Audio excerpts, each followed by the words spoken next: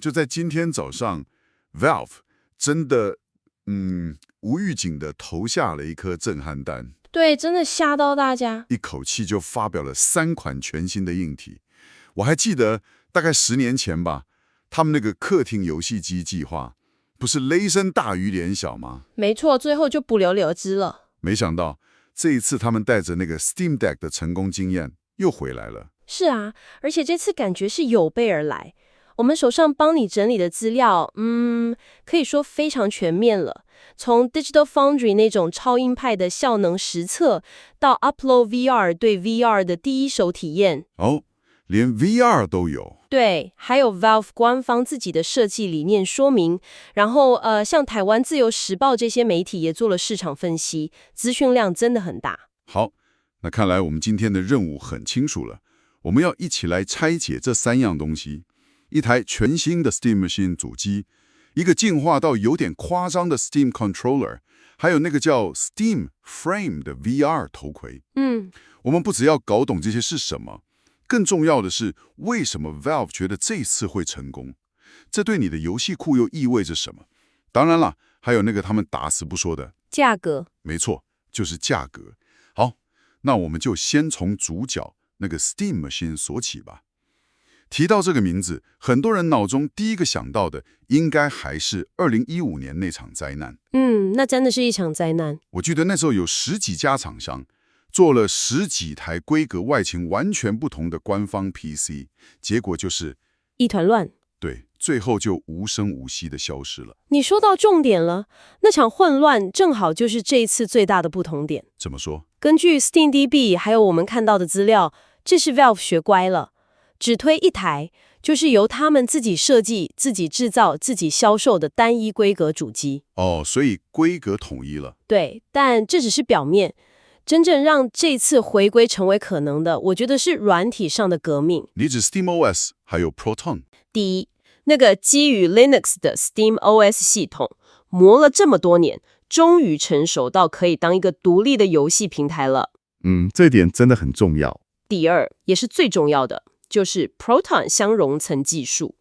它现在厉害到可以让绝大多数的 Windows 游戏，在开发者什么都不用做的情况下，直接顺畅的在 Linux 上跑。这等于是直接拔掉了10年前那个最大的钉子。没错，就是那个游戏库不足的痛点。了解。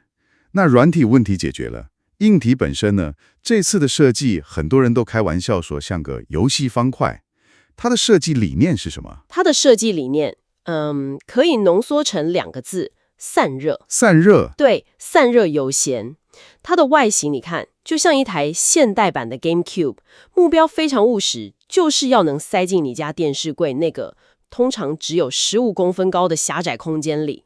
这很实际耶。为了做到这一点，他们几乎把所有的设计通通都围绕着散热这件事来做。听起来有点夸张，内部空间都给了散热吗？ Digital Foundry 的编辑拆开后也吓了一跳，机器内部70%的体积被一个超巨大的散热模组占据。哇！而且那个设计的灵感，你猜是从哪来的？是伺服器的散热架构。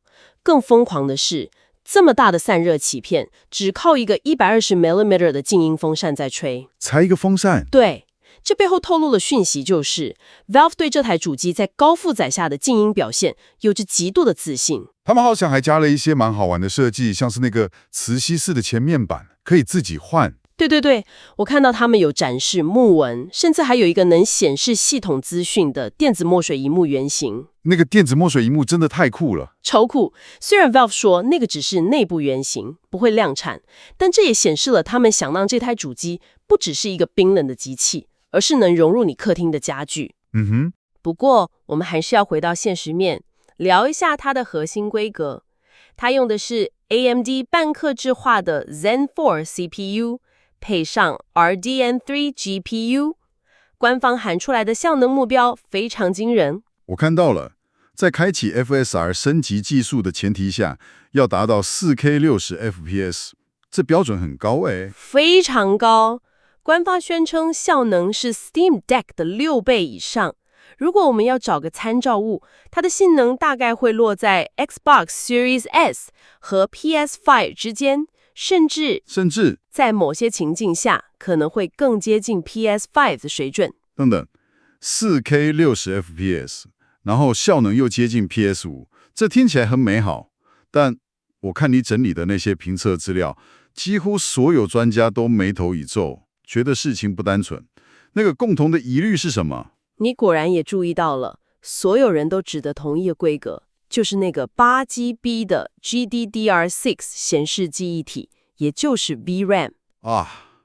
8GB。对，在2024年的今天，对一台目标 4K 的游戏设备来说，8GB 真的是个非常刺眼的数字。这就是问题所在。我们都知道 VRAM 就像是 GPU 的快取，专门放那些高解析度的材质贴图。现在随便一款 3A 大作，特效开高一点，在 1440p 就可能冲破8GB了，更不用说 4K。没错，这不就代表玩家很可能要牺牲画质，特别是材质品质，才能换到流畅的帧率吗？完全正确，而且这也几乎宣判了光线追踪功能的死刑。Valve 的工程师对 Digital Foundry 的解释也很直接，这是一个为了可负担性而做出的决定。说白了就是为了控制成本。就是这个意思。就策略其实跟这几年 NVIDIA 和 AMD 在中低阶显卡上的操作一模一样， VRAM 永远是第一个被牺牲的对象。那实际跑起来呢？ Digital Foundry 测的《电狱判客2077》应该很有代表性吧？那款游戏对 VRAM 的需求是出了名的大。没错，这根本就是压力测试哦。结果很有趣哦，在 1440p 解析度、高画质设定，然后开启 FSR 平衡模式的情况下，它可以稳稳地跑到60 FPS。那其实还不错啊。相当不错，这证明了它的基础运算能力是够的。但是，一旦开启任何需要大量 VRAM 的功能，比方说中等设定的光线追踪，帧率就立刻崩跌到30 FPS 上下，而且非常不稳定。哇，那这个落差也太大了。对，这等于是直接展示了这台机器的天花板在哪里。它是一台很优秀的 1440p 游戏机，但离真正的 4K 光追体验就是还差了那 8GB VRAM 的距离。所以结论是，主机在核心效能上为了价格做了很明确的妥协。不过听起来他们在周边配件上反而不计成本，像是那款新的 Steam Controller 好像塞满了各种黑科技。你这个对比很强烈。没错，新款控制器基本上就是把一个 Steam Deck 的控制区整个独立出来。它有传统的摇杆 D-pad， 也保有了那2个让玩家又爱又恨的触控板。但魔鬼都藏在细节里。等等，你说次世代火耳效应摇杆，我以为火耳效应已经是解决摇杆漂移的最终方案了。这个 TMR 技术又比它好在哪？是单纯更耐用，还是说手感上有我们能感觉到的差异？你问到核心了。TMR 传萃词组感测器，它不只是更耐用，它的灵敏度和精准度都更高，而且耗电量更低。这代表它能侦测到你更细微的操作，而且手把的续航力会更好。但更让我惊艳的是一个叫 Grip Sense 的功能。握持感应听起来很聪明，但我会很担心误触的问题。玩得激烈的时候，手掌稍微一用力，陀螺仪就自己开了，这不会很干扰吗？这也是我的第一个疑问。但根据评测，它的触发是靠电容感应，而且灵敏度可以自己设定。它的设计逻辑是，你只要自然地握住手把，陀螺仪瞄准就会启动。然后当你的手指稍微放松或把手离开去巧个姿势，它就会自动暂停。这就解决了传统陀螺仪需要按住特定按键才能启动的那个痛点，变得很直觉。这我得说，完全解决了我的困扰。我永远都记不住到底要按哪个键才能开陀螺仪，每次玩漆弹大作战手忙脚乱，都觉得自己像个新手。哈哈，对。那它的连线和充电呢？他们设计了一个叫 Puck 的小圆盘，它本身是磁吸充电座，同时也是 2.4 GHz 低延迟无线接收器。2合1的设计。对，最方便的是这个接收器已经直接内建在 Steam Machine 主机里了，所以你买回来就能直接配对使用，甚至能用手把直接从待机状态唤醒主机。OK， 控制器听起来很有诚意，但这次最大的惊喜绝对是那台 VR 头盔 Steam Frame。Valve Index 才刚停产，后继机就来了。它的定位是什么？它的定位非常明确，而且很有趣，一台串流优先的独立 VR 装置。串流优先？对，它自己有 Snapdragon 8 Gen 3晶片和 SteamOS， 可以独立跑一些应用，但它的核心价值是为了完美解决 PC VR 的无线串流体验。过去的无线 PC VR 最大的痛点就是家里的 WiFi 路由器吧，讯号不稳，延迟高，体验很差。Valve 这一次直接釜底抽薪，根据 Upload VR 的评测 ，Steam Frame 的包装盒里直接附了一个专用的 Wi-Fi 6E USB 接收器。哦，你把它插在电脑上，头盔就会跟它点对点直接连线，完全绕过你家那台可能被各种设备干扰的路由器。这等于是为 VR 串流建立了一条专用高速公路。这招很聪明耶，但光是连线稳定还不够，画质呢？无线串流的画面压缩感一直很恼人。这就要提到它最核心的技术了 ，Full Vivid Streaming 注视点渲染串流。注视点渲染，它内建了眼球追踪，所以系统永远知道你的瞳孔在看哪里。在串流的时候，它只把你注视的那个中心点用最高画质、最低压缩率的影像传过来，而你眼睛余光看到的周边区域就用比较低的画质。哇 Valve 宣称这能提升10倍的传输效率，实际体验下来，画面的清晰度几乎跟有线连接没有差别。哇，这听起来真的近乎不完美了。那它一定有妥协的地方吧？当然有诶，而且妥协点也很明显。Upload VR 就指出，为了控制成本和重量，它的核心只有185克，整机440克。它用的是传统的 LCD 萤幕，而不是高阶的 OLED。LCD 对，这就导致一个问题，在黑暗场景里，黑色不够深邃，对比度差，整个画面会看起来灰蒙蒙的。这跟那些顶级 OLED 头盔的体验那个差距非常明显。所以是一台有着顶级串流技术、顶级舒适度，但荧幕中规中矩的 VR 装置啊。看来 Valve 的产品哲学就是这样，在你看不到的地方用尽全力，但在你看得到的地方做出取舍。说得很好，这也让我们回到那个最大的问题，把这些产品放在一起看 ，Valve 到底想干嘛？这台 Steam Machine 究竟是卖给谁的？对啊，如果我已经有 PS5 或一台不错的 PC， 这台8GB VRAM 的机器对我似乎吸引力不大。台湾自由时报的分析就点出，他的目标客群可能真的不是你我这种核心玩家哦，他的目标是那些希望在客厅沙发上能用最简单、最无痛的方式玩到庞大 PC 游戏库的用户。他不是要跟你的高阶 PC 厂市场，而是要跟 Xbox 以及那些入门到中阶的品牌 PC 直接竞争。所以说 Valve 的野心不只是卖几台机器而已。完全不是，这才是全局的关键。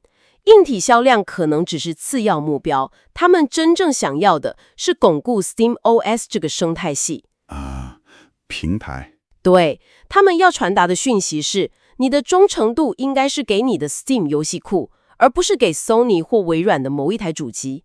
这是一场平台战争，而不是主机战争。他们要让你觉得，只要你登录 Steam， 在哪里都是你的主场。我明白了，规格设计策略我们都聊了，但所有评测、所有分析，最后都回到同一个悬念上，就是那个 Valve 始终不肯透露的关键数字——价格。这是一切的决胜点。